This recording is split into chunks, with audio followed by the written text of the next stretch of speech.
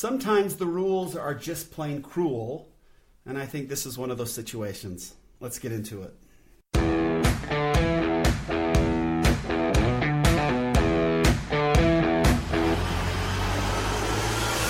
Welcome to Data Access Golf, your home for rapid golf improvement. And now, from the thin air of the Rocky Mountains, next on the number one tee, your host, Aaron Stewart. Hello, everyone. Welcome to another episode of the Data Access Podcast. Thank you for joining us. I hope that you are having a grand day and that things are going well. I didn't really want to do a podcast today, I got to tell you. I wasn't really feeling up to it. Kind of had an interesting day, some struggles early on, and wasn't feeling up to getting a podcast done. And I thought, yeah, you will, because that's pretty much how sometimes it feels on the golf course after a few bad holes. And you can get pretty down on your game and pretty down on yourself, but it doesn't mean that there isn't 16 more holes to play. So tee it up. Let's go. So here we are. I'm going to try to fight through this and see what we can come up with. I did actually find something that sort of riled me up a bit, which definitely helps when you're trying to get your mood up for a podcast. I did receive some feedback from yesterday's podcast that I sounded angry. Yesterday I was trying to slow down, and that apparently made me sound angry. So to all those who I frightened yesterday, I apologize. I was not feeling angry. I was just talking more slowly, which makes me sound angry. Today I'm far more angry than I was yesterday. So if I sound angry, I apologize. It's been one of those days. So anyway, I was reading through and listening to, Golf Channel and bouncing around doing different things throughout the day and came across this a couple days ago, but it sort of reminded me of it today when I saw it. It's the story of when rules kind of get in the way of what they're trying to do, and which is be fair. I think rules are primarily made to be fair, and sometimes they aren't fair, they're just plain cruel. And so that's kind of the situation that I wanted to sort of throw out there and discuss. And I don't understand how we can fix it necessarily, but maybe we can come up with something and cooler heads can prevail. But this goes back to a European pro by the name of Tom Murray. And I have a lot of respect for Tom Murray, how he handled this situation. But he plays on the Challenge Tour, which is essentially like the Web.com Tour here in the States. It's the minor leagues for the European Tour. And the top 15 win cards to go on to the European Tour. And so he played that tour all year and finished up in 16th place, some 604 euros behind the person that took the 15th spot, which meant he didn't make it. And again, that was probably pretty tough for him to take, 604 euros. I don't know what the exchange rate is, but probably close to $800, something like that. It's usually, right? Euros are usually takes a few more bucks to get a euro. At least it used to last time I saw it, which was probably 5 years ago was the last time I cared. But no offense to you European folks and your money. It can be whatever you want it to be.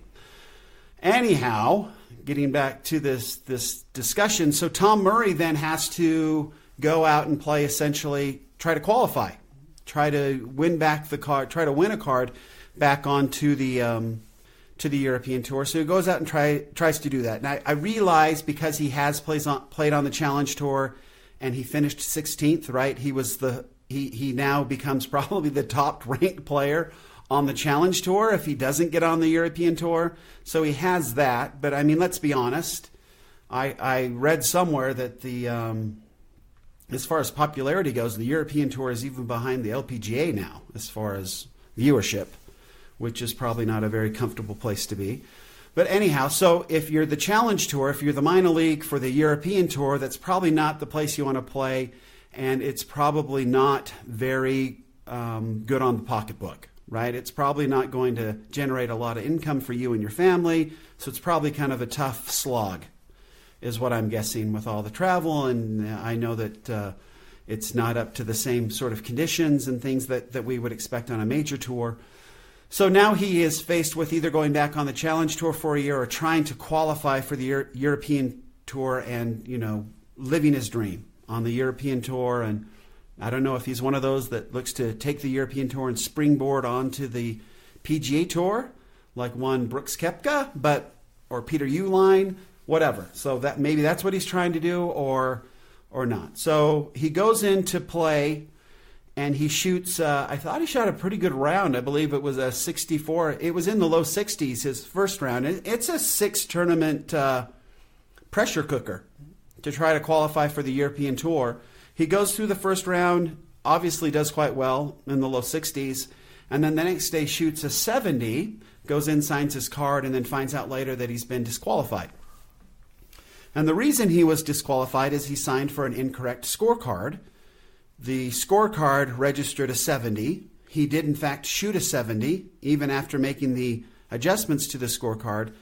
He had put one score too high and one score too low, but they balanced out, so he still shot a 70. And under, I guess it was Rule 6-6, if I'm remembering correctly, that is a disqualifiable event, and so he was disqualified, DQ'd. To his credit, I saw on Twitter that he said that he was leaving Q School, that he was DQ'd. He had one higher, one lower, and then he said, it's completely my fault, but it's still horrible, something or other, and I'll see you next year. So I'll come back next season. So bravo to him for keeping such a really positive attitude on this whole thing. But it's one of those things where I look at it and I realize it's only the second round, and maybe after the next 4 he wouldn't have made it anyway. All of that. I get all that.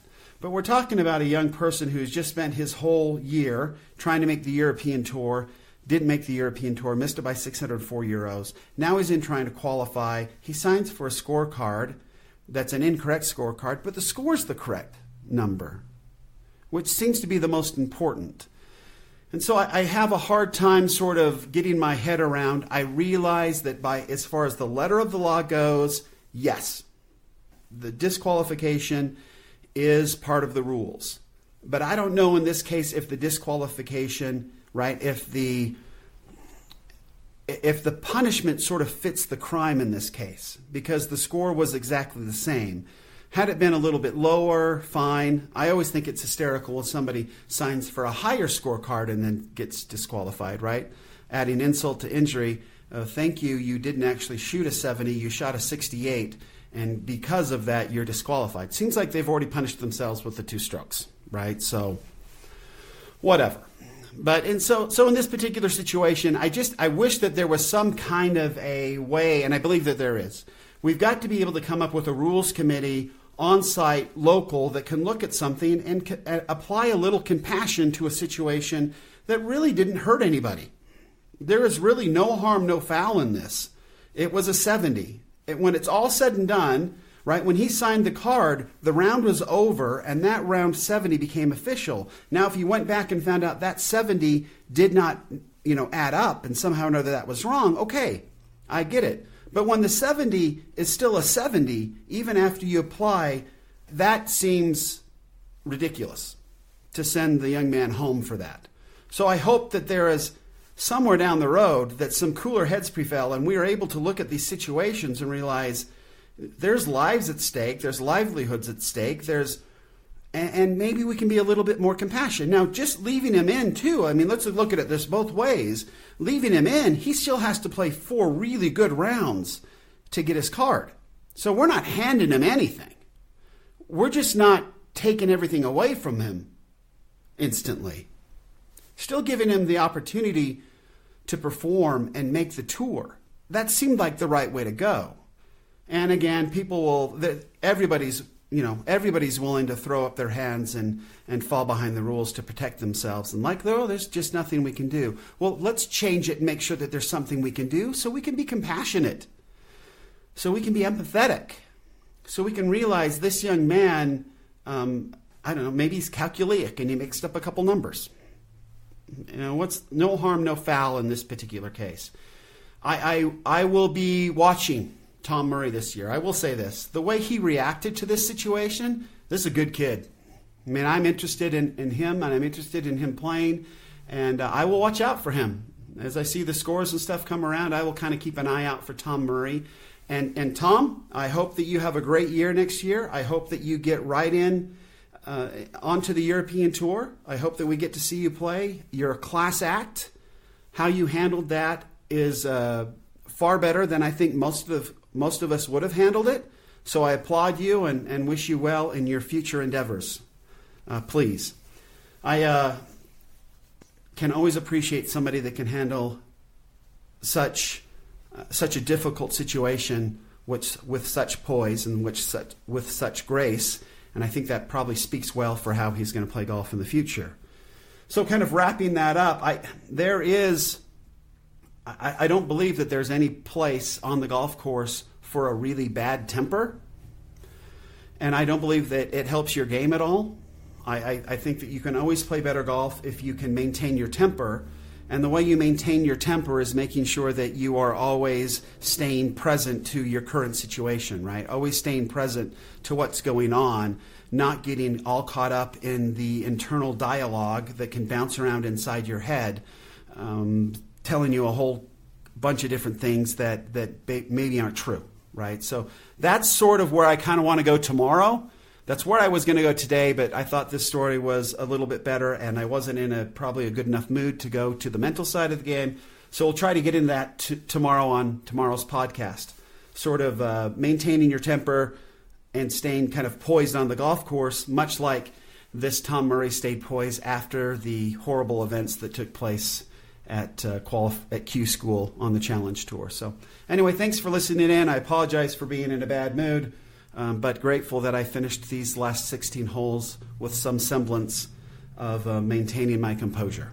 So until next time, please remember, better data always means better golf. Thanks. Thanks for listening to Data Access Golf with Aaron Stewart. Check us out online at dataaccessgolf.com, and we'll see you on the next episode.